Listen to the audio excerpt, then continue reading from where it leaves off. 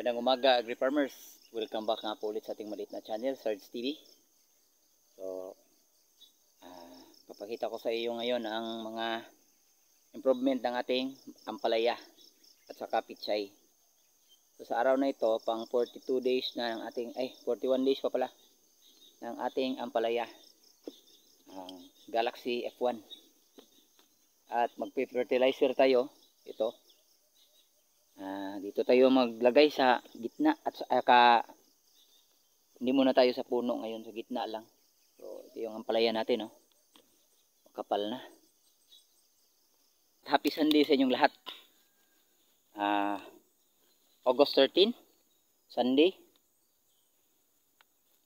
Ito yung ginagawa natin, no?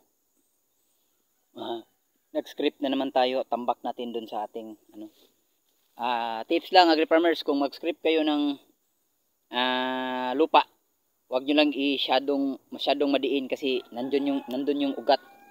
So bali ang ugat niya ay nandito na. So pababaw lang, hindi mo lang masyadong lalimin yung pag-ano mo ng pala. Ayun, na-script na natin. At tapos na rin tayo nag-abono. Drench, tigda 2 lata. Gitna lahat yung target natin para masuportahan natin ang mga tuy-tuy gaya nito, mga tuy-tuy yan. Ito rin para mas mabilis ang paglaki ating ampalaya. So yun, hanggang dito lang muna kasi mainit na, kulang pa ito dun sa bandang dulo. Ito lang na lane kasi yung sa kabila tapos na yan.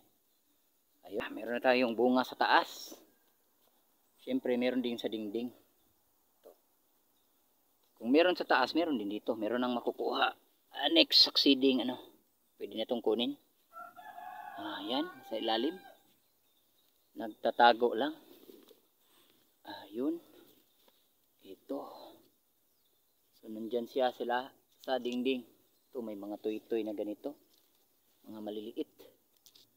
Yun. So expecting ito yung mga susunod pag na-harvest na itong nasa baba.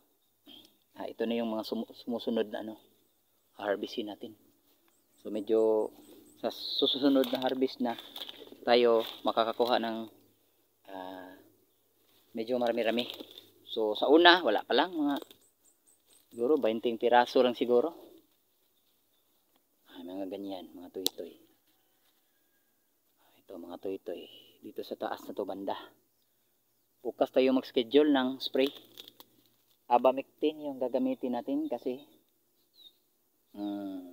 pang protection sa ating marami kasing mga lumilipad-lipad na mga maliliit. At saka haluan natin ng Selectron para sa ating fruit fly, pampabaho. Ayun. Lapit itong ma-harvest. Yan, mga tuy-tuy sa taas. Ito. Tayo? Apply tayo ng fungicide natin. Ay score lang. Itira natin yung gagamitin natin. May mga nakalambitin na sanga. Itong mga ganito, Agri-Farmers, tinatanggal natin to. Ito. Hindi naman magtuloy yan, napakaliit. Kakain lang yan ng nutrients. So, na-schedule na natin yan nung nakaraang araw. Meron pa rin mga pakunti-kunti. Kasi mabilis si ampalaya. Meron din mga ganito, balik ko. Sayang naman kasi kung tanggalin natin. Okay pa yan. Kasi yung class B mahal. 10 pesos lang yung gap. 50 pesos yung ampalaya ngayon. Update. At ang segunda ay 40 pesos. So sayang naman. Sayang yung 40. Mga ganito, balik ko. Yung ganito, kaya pa to. Yun lang. Apply tayo ng pang protection. para sa ating ampalaya. Edad 42 days old na mula nung nag-direct sowing tayo. Yan yung totoong bilang nung nag-direct sowing. Kasi yung iba, ang binibilang nila yung lumalabas na yung ampalaya, yung tanim. Mula pag pre-germinate, hindi nila ano yon. Sa atin yung pag pre-germinate na 48 hours, hindi natin kasali. Yun lang talagang nagtanim tayo. Sa actual. Meron na rin maraming toy-toy dito. Ito mga malaki na. Ito pwede na itong harbisin. Malaki na. Pero sa yan? Sa unang harvest. Super speaking. Expecting maliit lang. Hindi naman masyadong marami. Yun may mga nakalambiti na dito. Yun, balik ko lang. Meron din dito. Ito. May mga toy-toy. Ano natin tong mga sanga na. Ito. Marami na rin sa dingding. Ito yung pangalawang area. Ay pangalawang row. Sa pinaka-last na black. Ito, maganda na siyang tingnan, no. Yan, no. May mga nakalambiti na. Ito yung kagandahan ni Ampalaya Agri Farmers. Ito. Dalawang nodes lang, meron na namang bunga. Yung pangatlo meron, mga toy-toy, daming toy-toy, sunod-sunod. Meron din dun sa dulo. So may porsyon talaga na parang mabilis yung niya. Arangkada. At magbigay siya ng tigda 2 or 3 toy-toy. Meron namang ganito, parang lalaki rin lahat. Itong sanga na to, mataba to. Wala, puro lalaki yung bulaklak. Pero pag nagsanga yan, kagaya nito, doon na tayo makakakuha ng second generation na mga bunga, mga toy-toy. Ano lang natin talaga to para bakit tayo agri farmers? 3 days yung gap lang sa ating pag-fertilizer. Kasi sa gilid kasi tayo itong mga ganito ipalabas natin para makita ng araw.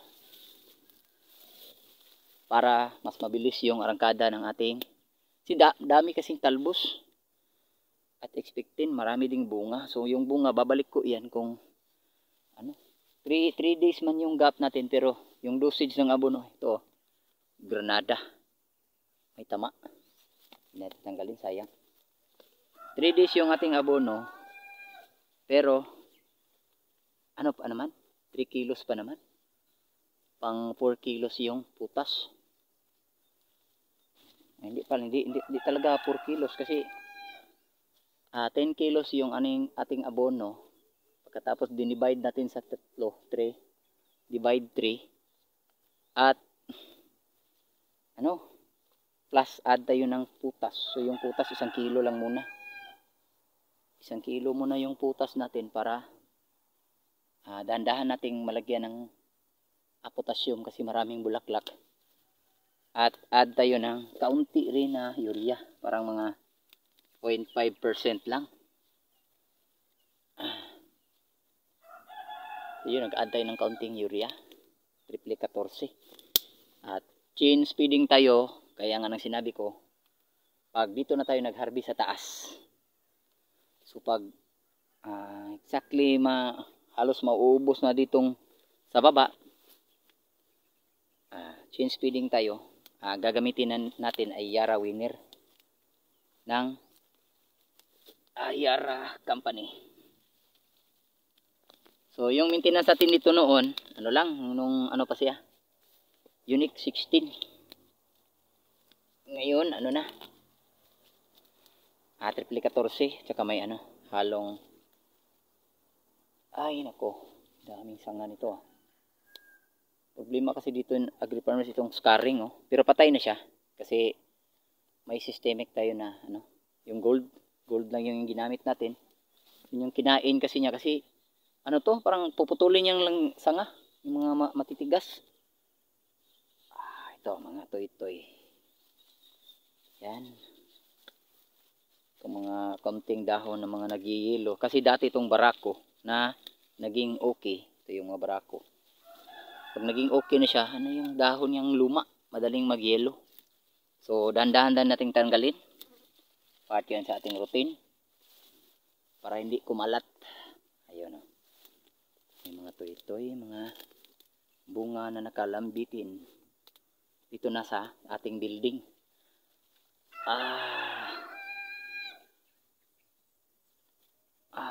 Ito.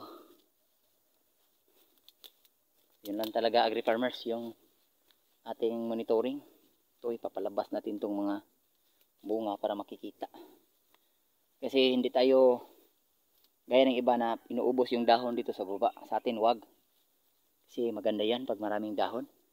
Kaya lang kung overcrowded na kagaya nito, kailangan ito tanggalan ng mga sanga. Which is i-schedule natin yan. Yan lang talaga. Yung kalaban natin dito, fruit fly. So pag nga ganitong bunga, ibagsak natin. Garnada. Tanggalin siguro ito. Yung mga ganyang bunga na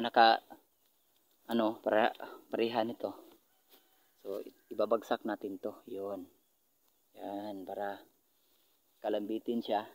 Hindi siya babalik ko. Ano na? Makapal na dito banda oh. Malapit niyang marating yung pangalimang troin. So malapit na siya sa gitna. Ito. Meron na. So pag mag-selection na tayo sa baba, titibayin natin tong ating trellis. Para sa ating ampalaya, hindi siya dadapa. So lagyan na natin ng poste dito sa gitna. Yung sa kabila nag-umpisa na tayo doon pa kunti-kunti pa lang. At least meron na. Ito yung mga bunga. So expected marami ditong bunga sa siding. Ito yung kagandahan ng agri-farmers pag ito yung mga klase ng diskarte ninyo. Gaya nito. Malaki na siya. Sa siding to banda. Mga kabats nito ito. Pero maliit pa to. Dito sa siding lang. Sayang. Mula dyan. Meron dito. Dito. Yan. Yun. Sa ilalim. May mga balikong konti. Yun. Marami yung bunga. Sayang kasi yung siding. Ito. Malaki na rin. Sayang itong siding. Kung magdala siyang ng bunga na ganito karami. Ayun. Kasi matagal si ampalaya mamatay. So kung aabot tayo ng 6 months dito, abutin natin yung December. So para marating natin yun, pangatlong beses tayo mag-apply ng ipot ng manok. Ganito pa rin. Basal pa rin sa bed. Pero pag nalawak na ito yung bed, kasi pag maklearing na itong area na to, lalawakan na natin yung bed. Tambakan natin para mas maging malawak at lagyan natin ng ipot ng manok. Ito, daming bunga niyan. Bakit kaya Iwan ko sa iba. Kasi sa akin ganito oh. Ito, malaki na to. Pwede niyang harbisin. Nasa ilalim nito, dalawa. May pa doon sa kanyang ito pa. Daming bunga. Sayang lang kung hindi tayo magpabunga sa siding. Dami palang bunga sa siding. Yun mga toy-toy. Sayang yan. Meron pa dito. Kung ganyan yung bunga ng ating ampalaya, diba dapat maka-income ka na dito pa lang. Kung doon ka lang aasa sa taas, totoo marami magbunga yun sa taas, pero tagal. Tsaka liliit lang ang lifespan ng ating ampalaya kasi marami na yung dinadala niya So expected kung marami yung dinadala niya, marami yung ipapakain natin. So dun si farmer lugi.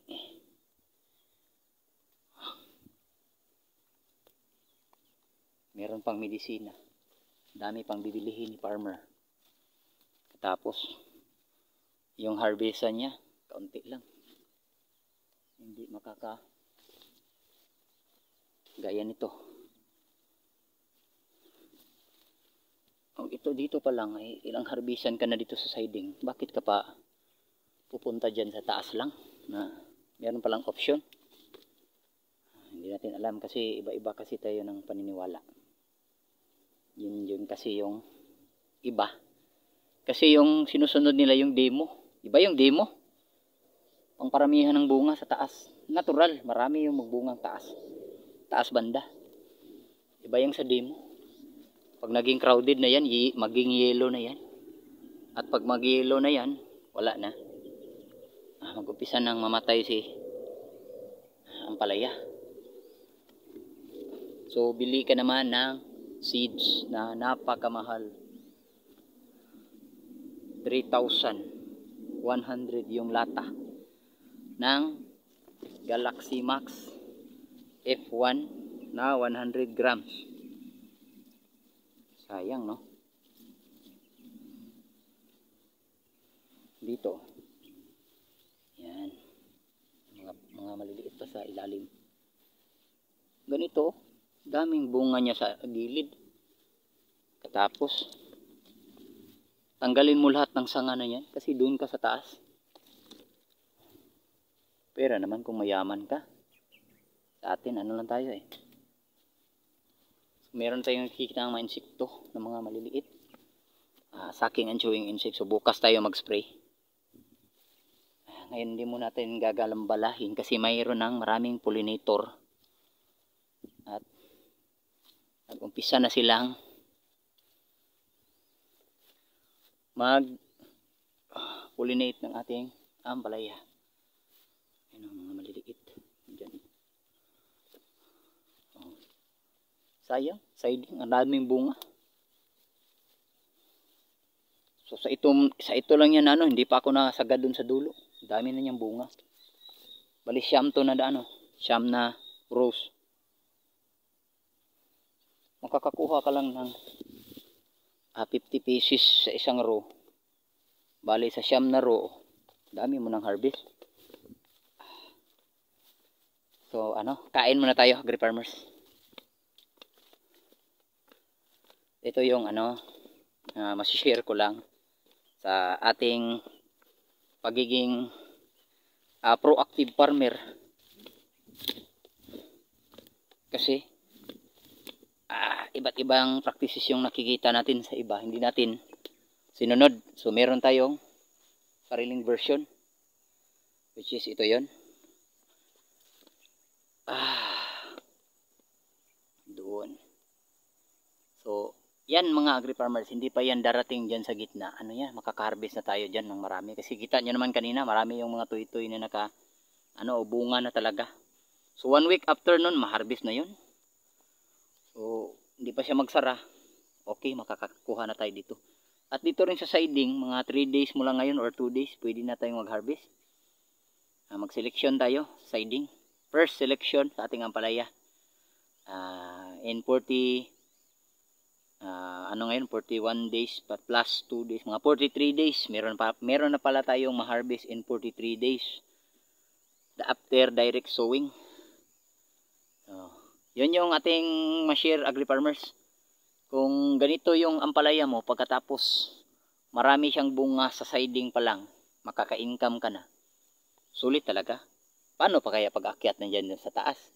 So hindi tayo magmadali. Huwag tayong hindi to karera. Si ampalaya matagal yung buhay. Alagaan lang natin. Proper monitoring sa insekto, punggos. Of course, si punggos hindi pa awat. Kasi gaya dito sa area ko, palaging pag umuulan dito, parang isang araw umuulan, isang linggo yung walang walang init. O may 4 days walang init. So doon tatama, malamig ang area. Kung malamig, so magiging active si punggos. Yun ang ginagawa natin. Yung mga nag-apply tayo kanina ng abono dito sa yun lang, halo tayo ng chlorine. mas mabuti talaga meron tayong pang disinfectant, yung chlorine. So hindi pa tayo nag-spray ng bed, ano lang, dinilig natin diyan sa ano, kanyang gilid, gitna. So sa pagitan ng panggitna ng mga ating tanim. So dito tayo nag-apply kanina sa gitna. Dito rin sa gitna. Tagdadalawang lata. Ano lang, 3 kilos lang yun, mahigit. Plus counting urea, mga siguro ang urea ay 250 grams. Yun lang per drum. Isang drum yung ano natin, budget para sa 500 na puno. Sa next nating abono, ano na, puno gitna pa rin. Puno gitna. So tagdadalawang lata pa rin. So yun, medyo ano, tataasan na natin ng konti yung ating urea. Ating putas. Maglalagay tayo ng 20% na putas sa ating ampalaya. Ay, ibagsak natin to, agri farmers. Oh. Ito yung mga ginagawa natin. Kasi maliit pa. Ito. Pag nakabagsak siya, maganda. Hindi siya maging baliko. Yun lang, araw-araw natin umomonitor yung mga ganyan. Pagbagsak ng bunga para magiging ganon. Yung mga nakalambitin.